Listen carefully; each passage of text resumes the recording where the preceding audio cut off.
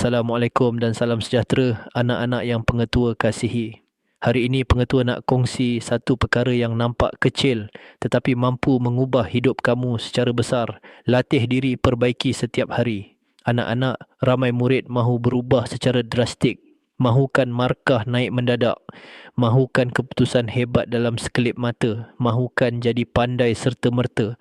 Tetapi perubahan besar selalu bermula dengan langkah kecil yang dilakukan setiap hari.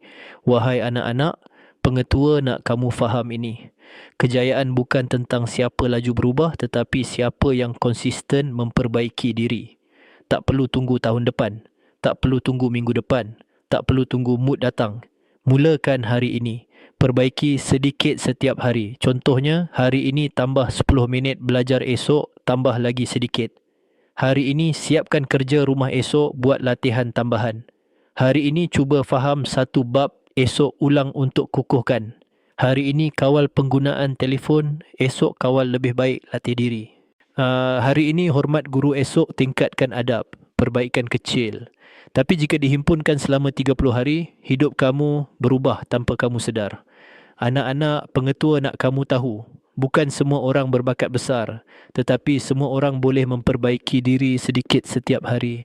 Dan Allah sangat suka hamba-Nya yang sentiasa memperbaiki diri walaupun sedikit. Jangan risau kalau hari ini kamu rasa lemah. Jangan sedih kalau semalam kamu gagal. Yang penting, kamu cuba lagi hari ini. Satu perbaikan kecil setiap hari lebih baik daripada satu perubahan besar yang tidak pernah berlaku. Anak-anak, perbaiki diri dalam pelajaran. Fokus, kerja rumah, ulang kaji, akhlak, disiplin. Semuanya boleh dimulakan dengan langkah yang kecil. Pengetua nak tinggalkan satu ayat yang kamu perlu ingat. Kamu tak perlu jadi sempurna. Kamu cuma perlu jadi lebih baik daripada semalam.